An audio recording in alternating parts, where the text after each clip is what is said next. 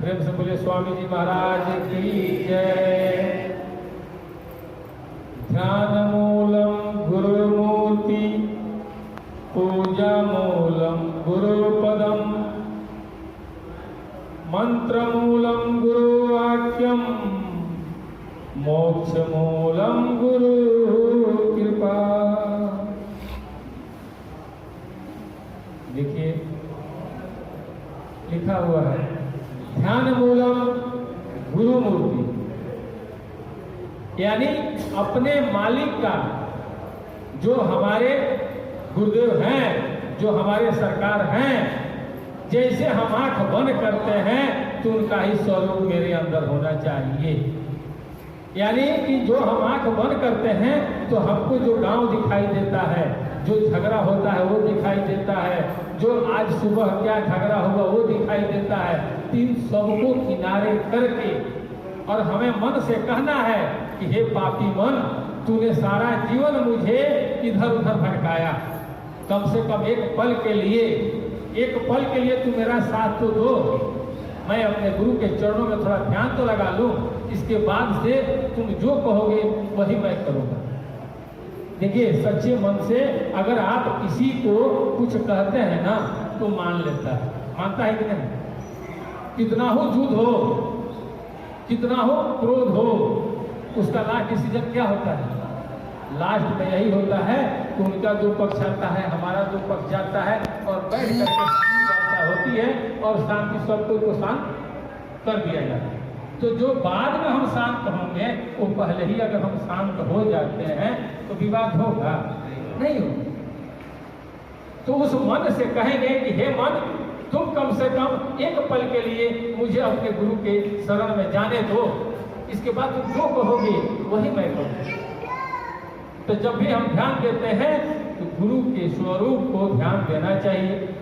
ध्यान मूलम गुरु मूर्ति पूजा मूलम गुरु पदम, यानी कि हमारे सामने जो भी प्राणी दिखाई देता है, चाहे वो मेरा बेटा हो, मेरा पति हो, मेरा बाप हो, मेरा भाई हो, मेरा रिश्तेदार हो, मेरा कट्टर दुश्मन हो, वो कोई भी हो, अगर जब भी वो मेरे सामने आता है तो मेरे मन में ये भावना होनी चाहिए कि वाह रे गुरुदेव, आज आपने इसका रूप पकड़ के मेरे सामने आ गए। हम उनके चरणों पर ध्यान देंगे कि इनका चरण तो मेरे महाराज जी के जैसा है, और जैसे ही हमारा ध्यान अपने महाराज जी के चरण के जैसे अपने दुश्मन का चरण दिखाई देगा तो स्वयं महाराज जी, स्वयं परमात्मा उसके अंदर वास कर जाएंगे और बोलेंगे कि अरे पापी, वो तुझे क्या समझ रहा है, तू क्या उसके सामने बन रहा है। देखिए आईना वही दिखाता है जो हम बोलते हैं, कुछ मिलावट करता है नहीं करता। तो ध्यान मूलम गुरु मूर्ति पूजा मूलम गुरु पदम, गुरु की चरणों की पूजा होती है। मंत्र मूलम गुरु वाक्यम, यानी कि जो हमारे महाराज जी ने हमारे कानों में जो वाणी दिया वह नाम, वह मंत्र है।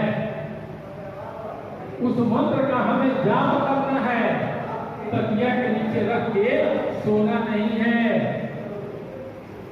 नहीं तो वही हाल होगा। कौन सा हाल होगा?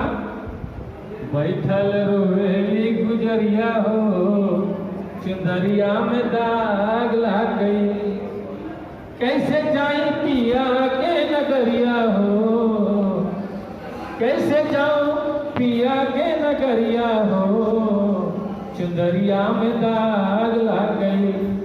कोई सुनवाई नहीं होगा, कोई वहाँ अदालत नहीं है, कोई बहस नहीं होगा, वहाँ ओनली वन एक ही डिसीजन होता है कि आपने जैसा किया वैसा भोगो। यानी उस मंत्र को, उस नाम को हम अपने आसन मार के हम महाराज जी के चरणों में बैठकर, ये जरूरी नहीं है कि महाराज जी के समाधि के पास ही बैठकर करेंगे, हम अपने घर में करेंगे, हम अपने जहां बैठे हैं वहीं करेंगे। हम खोजेंगे कि मेरा समय कौन है जिस समय किसी को नुकसान न हो। नहीं तो पता चला कि आप ध्यान पर बैठे हैं, बहू नहा रही है, आप ध्यान पर बैठे हैं और पोता जा रहा है, खेल रहा है, और किचन में दूध उबाला जा रहा है, और पोता चला गया, खेलते खेलते दूध उसके ऊपर गिर गया। ये भी नहीं करना है। यानी कि जब मेरे पास समय हो, जिस समय मुझे सारी दुनिया छोड़ देती है, जिस समय मेरा बेटा मुझे छोड़ देता है, मेरी पत्नी मुझे छोड़ देती है, मेरी माँ मुझे छोड़ देती है, सब कोई मुझे छोड़ देता है, वह समय मेरा। 24 घंटा के अंदर एक समय ऐसा आता है कि जिस समय आपको कोई याद नहीं करता है। भाई, मंत्र मूलम गुरु वाक्यम, मोक्ष मूलम गुरु कृपा। यानी कि जब आप मंत्र का जाप करेंगे, मंत्र का आप योग द्वारा, युक्ति द्वारा जब आप उसको भजन पर लाएंगे, तो मालिक मुक्ति का मार्ग आपको बतलाएंगे। मेरे लाल, तूने क से लेकर ज्ञ लिख दिया, मैंने तुझे जो दिया वो क से लेकर ज्ञ तक था। अब इसके आगे का पढ़ाई मैं तुझे बताता हूँ। अब लिखो, अ आ ई उ आता है ना, ये क ख ग में नहीं आता है, क ख ग के बाद आता है। सेम उसी तरह से कि जब हम भजन पर पूर्णतः महाराज जी को अपने बस में कर लेंगे, तब महाराज जी बोलेंगे कि अब इसके आगे की पढ़ाई तुझे मैं निकालता हूं, चल। यानी मैटिक भजन मैटिक है।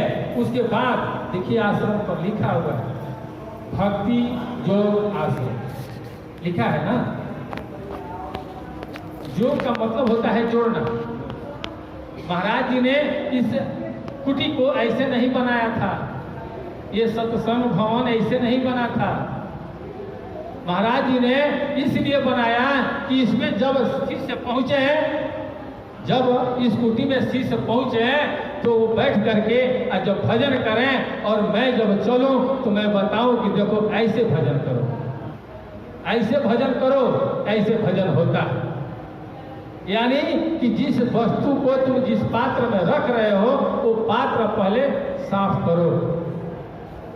तो पात्र कैसे साफ होगा? कोई गुरु ने बताएगा या कोई गुरु भाई बताएंगे।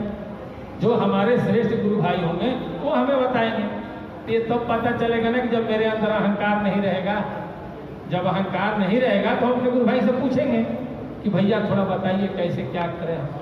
अगर हम सोच रहे हैं कि नहीं हम ही हैं, तो महाराज जी भी कहते हैं तो बोलो। जैसे महाभारत में जब दुर्योधन ठठा मार के हंसने लगा और बोला कि मैं महाभारत जीत गया, मैं युद्ध जीत गया, तो कृष्ण बोले कि ये बताओ कि तुझे कहने वाला कौन है कि तुम युद्ध जीते हो? सारे लोग तो मरा गए। जब सारे लोग मरा गए तो कोई कहने वाला होगा?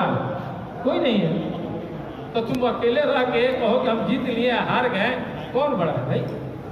सेम वही चीज महाराज जी कहते हैं कि अगर तुम अपने आप को समझते हो कि मैं बहुत बड़ा ज्ञानी हूं तो बनो ज्ञानी, कोई फर्क नहीं पड़ता है। जिस दिन आएगा रिजल्ट उस दिन देखा जाएगा।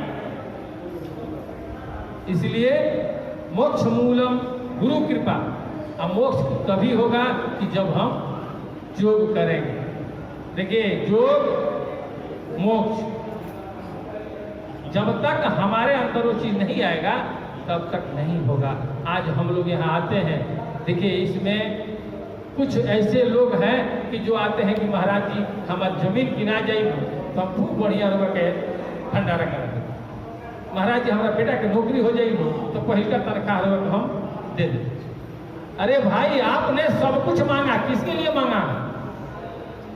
आप अगर अपने बेटे को पढ़ाए हैं तो उसका नौकरी नहीं होगा? होगा।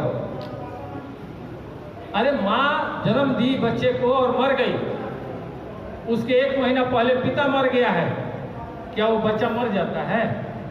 वो आज भी IPS बन जाता है, वो कुछ भी बन जाएगा। उसका नसीब आप नहीं हो, आप अपने नसीब करो। हे परमपिता परमात्मा, हे महाराज जी, आप हमें सद्बुद्धि दीजिए। अगर हम सही रहेंगे तो पूरी दुनिया हमारे लिए सही है ना? और जब हम ही गलत हो जाएंगे तो हमारे लिए दुनिया ही गलत है। महाराज जी कहते थे कि देखो हो, बहुत बार कहे हैं, को बोले क्या तारा बड़ा हो, अब तो सरकार 4 गो तारा हो तो सरकार तू हो, तारा हो तो सरकार अभी तो शादी भइल हो, देखी राउर कृपा हो तो हो जी कहो सब कोई के केहू के एगो केहू के दू गो केहू के 4 गो लड़का भइल बड़े आ हमारा अभी ले कहूँ ना भइलन हो। ये सच्ची घटना है, कहावत नहीं है। आप लोग पुराने जो गुरु भाई हैं उनसे पूछिए, वो बोलते थे कि सब कोई के 2 गो 4 गो बाल बच्चा हो गई हो आ हमारा ये कहूँ ना भाई, तो वहाँ हम लोग खड़े रहते तो हम लोग हंसते थे। तो हम ही लोगों में से कोई कह देता था कि सरकार अरे वह तो शादी हो गई नहीं, अरे वह ब्याह करब तब न लड़का हुई। तो देखिए मालिक कैसे घुमाते थे कि बात सही कहता है, बिना शादी ब्याह कैले क्या बाल बच्चा हुई हो। अरे हमें ही का मजाक करते रहिया, मोड़ देते थे कि ये आदमी समझ ना पाए कि हो तू जगह का लड़का समझत रहो, लड़का तार ना हो। जिसको आप बेटा समझ रहे हो आपका बेटा नहीं है, जिसको आप अपना सब कुछ समझ रहे हो आपका सब कुछ नहीं है। आपका कर्म ही आपका सब कुछ है, आपका कर्म ही आपके साथ जाएगा और आपका कर्म ही आपका भाग्य बनाएगा। वहीं पर महाराज जी मोड़ देते थे और हम लोग हंसने लगते थे, कोई समझ नहीं पाता था। लेकिन जो समझता था वो जाकर कहता था कि महाराज जी साधु बना दीजिए, तो कहते थे कि जय भाई जैसे जा, जब समय आई तो तारा के बना। ये महाराज जी का वाणी, ऐसा नहीं है कि अब दुबे जी कुछ गलत अपने तरफ से बना के बोलेंगे, नहीं, ये हकीकत है। हम एक भी शब्द एक भी चीज हम महाराज जी के अलावा जब तक हम अपने कानों से महाराज जी से नहीं सुने होंगे तब तक हम नहीं, क्या फायदा। तो मोक्ष मूलम गुरु कृपा, जब तक गुरु की कृपा नहीं होगी तब तक मोक्ष होगा नहीं होगा। इसलिए आप लोग महाराज जी पर आस्था रखिए और भजन कीजिए। देखिए कुछ नहीं होगा। अगर आप लोग सोचते हैं ना कि कुछ हो जाएगा, हमको कुछ हो जाएगा, ये शरीर नासवान है। अरे जब शरीर नासवान है तो हमको यहाँ आने की क्या जरूरत है। जब हमको मर ही जाना है तो हमको साधु महात्मा के पास जाने से क्या फायदा है, कोई फायदा। हम संत के शरण में क्यों जाते हैं? हम संत के शरण में इसलिए जाते हैं कि हे परमात्मा, हे सदगुरु महाराज, हे महाराज जी, आप उस तत्व को जानते हैं, आप उस तत्व को जानते हैं कि जिससे आदमी अमर हो जाए, जिससे आदमी उस परमात्मा में जाकर विलीन हो जाए। इसलिए हम लोग संत के दरबार में जाते हैं। इसलिए नहीं जाते हैं कि हमको धन हो जाए, दौलत हो जाए, वैभव हो जाए। इसलिए थोड़ा दिमाग को